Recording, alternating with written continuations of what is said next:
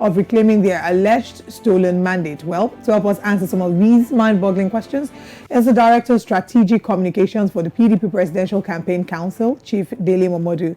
Good morning, and thank you very much for joining us this morning on Breakfast Central. Good morning, and thank you for inviting me.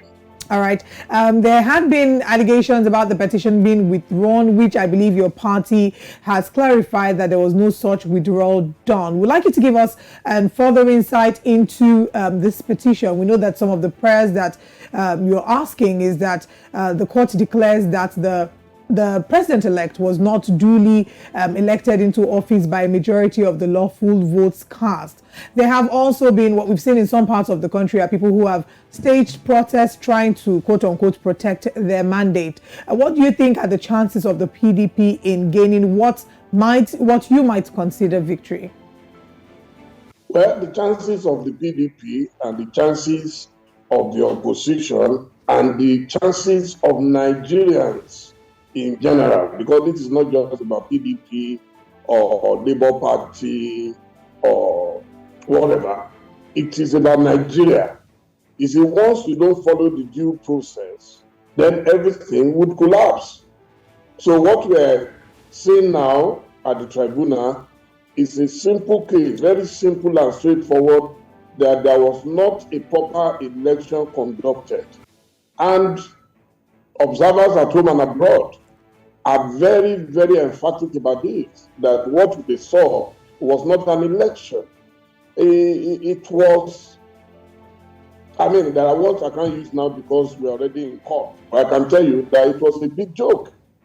So that's the way to look at it. And the courts, I'm sure, in the coming weeks and months will have plenty of evidence to deal with. Yeah, you also got to share your thoughts on the general conduct of the elections and, of course, INEC itself as a body. I think you posted on your Instagram account, your thoughts on how INEC seemingly failed Nigerians. Can you quickly, talk a little bit more about that, and your thoughts towards the electoral body and maybe also Professor Mahmood Yakubu? Trust me, this is not just about Professor Mahmood Yakubu. It's also about the promises made by the federal government of Nigeria, led by President Muhammadu Buhari, who I trusted on this occasion, because he did promise that he would leave a worthy legacy behind.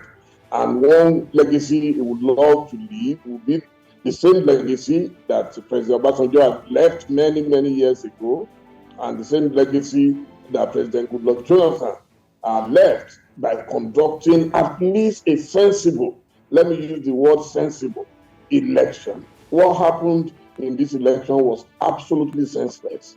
And uncalled for. They might as well have just picked one candidate and just give him the presidency. But a situation where you dramatize, an election and made people to go through so much stress just to vote. People were killed, people were maimed, people were beaten up, election boxes were scattered, voting materials were set ablaze. You can say, oh yeah, we've seen it all before, but not on this scale. What we saw this time was scandalous. And that is why the court will have to determine whether this was an election. And there were laid down rules. There were clear laid down rules as to how the results will be transmitted. And this was clearly disobeyed. This was not followed. And that is why, look, I don't care if anybody who wins, I'm a Nigerian, I'm a Democrat, I will say congratulations. Once the due process was followed, but in this case, no, it was not followed. Anybody who followed me in 2019 will remember that I was the first person to call on the candidate that I supported at the time, Atiku Abubakar and Peter Obi. They ran a joint ticket at the time. I was the first to say, okay, congratulate President Buhari. At least this was a reasonable, even if not a perfect. But this one was a total melodrama. And that is why a lot of people would not accept it. And the judiciary would have to work very hard to justify the confidence of the people. I was watching a video yesterday of Dr. Olisa Agbakuba, SAN. I mean, this is a man that I respect so much, a legal luminary, an intellectual, and I mean, he was almost virtually expressing doubts about the seriousness of the judiciary in Nigeria. And that is dangerous because that's the last hope of the common man. So the moment people start impugning the character of judges, then we are in trouble. And it's an invitation to anarchy, and this we must avert at all costs. I'm someone who is a Democrat. I would never wish my country bad. I would not want this country to go into a civil war because it is absolutely unnecessary. It's just about the respect of the rule of law. And that is what everybody is asking for. Is it too much for us to say, obey your own rules, obey your own law? These laws were enacted so as to guide us away from anarchy. Yet, some people in Nigeria always take us back. Whenever we think we are taking 2 steps forward, some people will take us 50 steps backward. It's just unfortunate.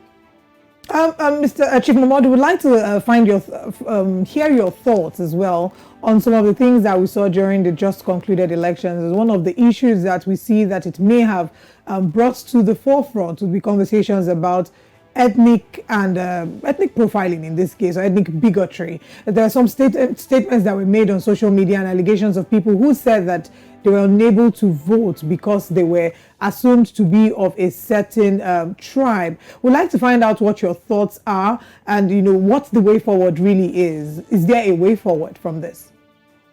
No, there are just some overzealous people, supporters of a particular party, and I will name APC in particular, because I don't know of anywhere, well, apart from Rivers, where you had a pseudo PDP that caused mayhem and all that. But apart from that, you will never see anywhere Atiku was in control and you will see thoughts. It will never happen. Till today, you will never hear Atiku speak ill of anybody, no matter who the person is. But in some places, it was out of desperation, which was unnecessary. I mean, everybody knew that APC traditionally, Lagos State traditionally is an APC state. Of course, there were attempts to dislodge the APC in Lagos. And the confidence was based on the fact that they were able to defeat the APC presidential candidate, which was a tug of war. It was an easy win in Lagos. And there are still disputes even about the margin of the votes in Lagos State. So I believe that APC in Lagos just got unnecessarily panicky. And that is why some of the people started saying, oh, the Igbos in Lagos must have been responsible for what happened. Yeah, Lagos is not a no man's land. Lagos is not for the Igbos. It's not for non-Yoruba and so on, blah, blah, blah. But the truth is that in a democracy, if you want democracy to thrive, and some of us today, in fact, some of those who are in government today, we were all in exile, fighting for this democracy. So why should we be the ones to now further endanger the democracy? I can't understand it. It is a game of one man, one vote. So leaders must adhere strictly to that principle of one man, one vote. If we don't do it, then our country is endangered. I will speak seriously against it, and that we should prevent anything that will divide our people. Nigerians are among the greatest human beings on earth. Everywhere you go, I meet Nigerians doing great things, and nobody cares where you come from. It is only when it comes to politics that you see people say you are Igbo, you are Hausa, you are Yoruba. It is unnecessary. Yeah.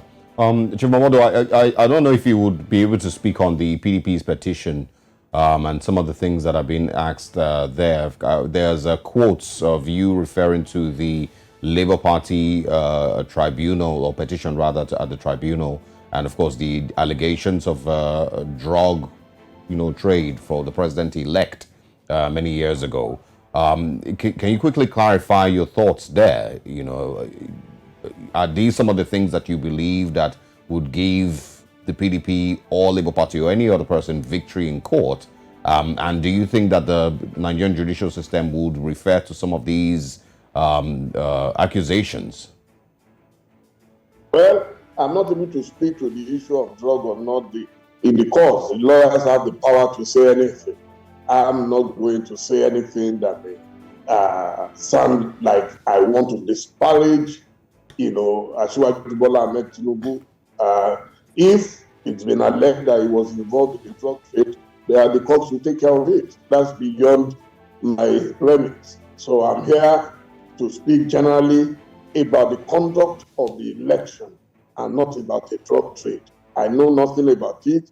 I've read so many things about it. People sending things on WhatsApp. I see things on social media platforms, but I'm not here to speak about a drug trade that I know nothing about.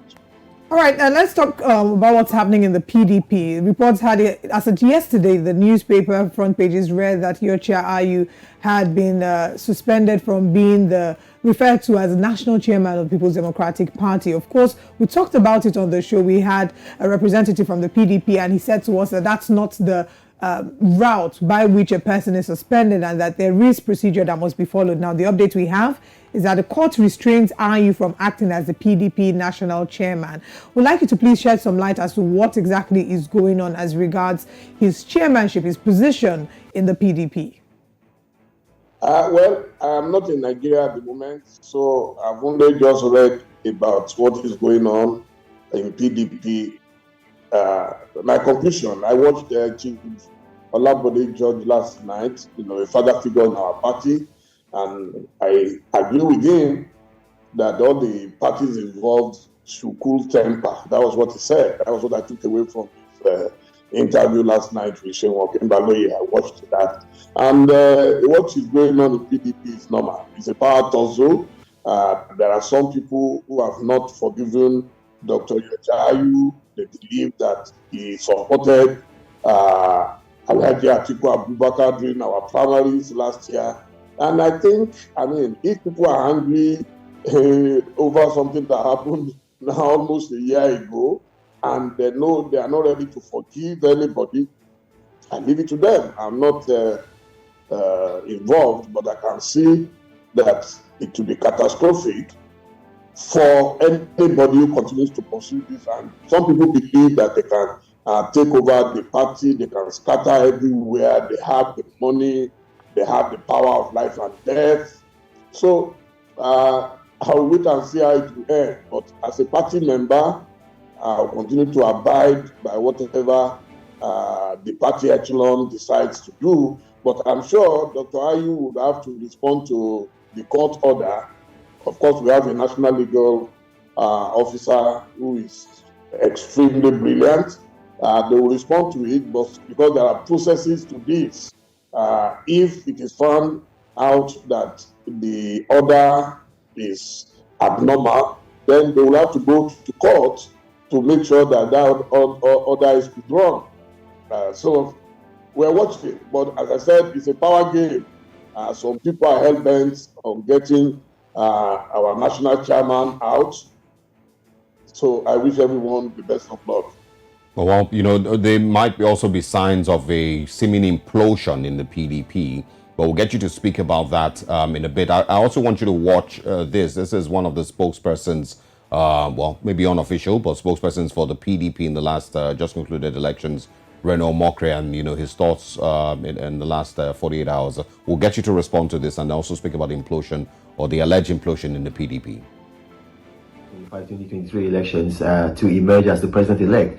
But then I have said publicly that I also feel that Peter Obi actually did some rigging by himself, because when I look at the figures that he posted from Anambra State, getting almost 97% of the vote, I felt that maybe there was some, shenanigans going on. And then he went on Arise Television. He responded to me in his interview. I think this was about a week ago, less than a week ago. And he said, look, he's surprised that he didn't even get 100% in Anambra because he's so popular.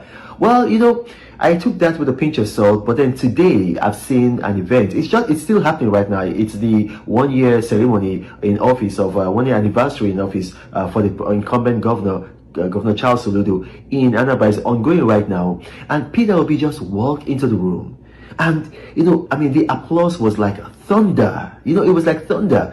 So yeah, I mean, I can see how, because obviously he's more popular than the incumbent governor with what we're seeing. So yeah, maybe I might want to walk back what I said, about him getting, I can see that it's quite possible that he could have gotten 97% of the votes without rigging. Because when I see that, you're going to see it, after this conversation, you're going to see it. And that is organic love, because everybody knows Peter Obi, they give shishi. If you are Nigerian, you know what that means. That means he's very thrifty. I'm not going to say he's stingy. Let me just say he's very thrifty. So I take back those words. I can see now that it's quite possible that Peter Obi could have gotten 97% of the votes without rigging. So I do apologize. I made that statement honestly, thinking that it wouldn't have been possible. But from what I've just seen. All right, of course, Reno Omokri there speaking with regards the video of Labour Party presidential candidate Peter Obi and on the at the event marking Governor Soludo's time in office. Chief Momodu, can you quickly speak with regards, his thoughts there, and also then share with us your thoughts on the alleged implosion in the PDP? I rather concern myself about the alleged implosion in PDP and not about what Reno Omokri said about former Governor Peter Obi. Reno and I had discussed directly in the past and had expressed my views about his views of Peter Obi, and I believe that no one should concern himself too much about what someone else is doing in his own party. I have a first degree in Yoruba studies, and I was trained that when you are carrying an elephant on your head, you should not worry about ants on the ground. So now talking about the implosion in PDP, I want to tell you that it's an exaggeration. There is no political party without its own internal problems right now. I believe that what is happening in PDP could be likened to a civil war, which is localized, while the one in APC is even much bigger. The one in APC is a world war. I've said it elsewhere. So when you talk about PDP, these things happen.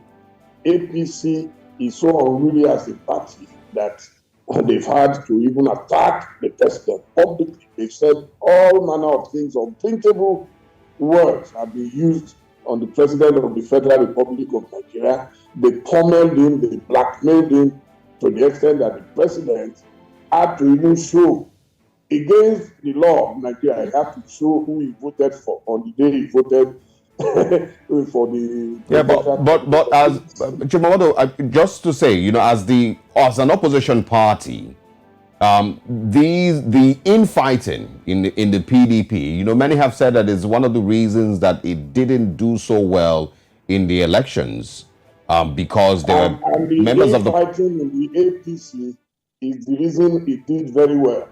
The infighting in APC actually forced state apparatus to work in favor of APC. There is no way APC would have won any election in Nigeria with the backwardness that it fostered on Nigeria in the last 8 years. We all know that. But the infighting was a strategy. They turned the infighting into a strategy whereby they were able to blackmail the highest level of organs of government into practically handing over power to them. Otherwise, you will not see a president of the country. I've never seen it before, where you vote and you are showing who you voted for. When the electoral law is very clear on this, if you and I did this, it is pardonable.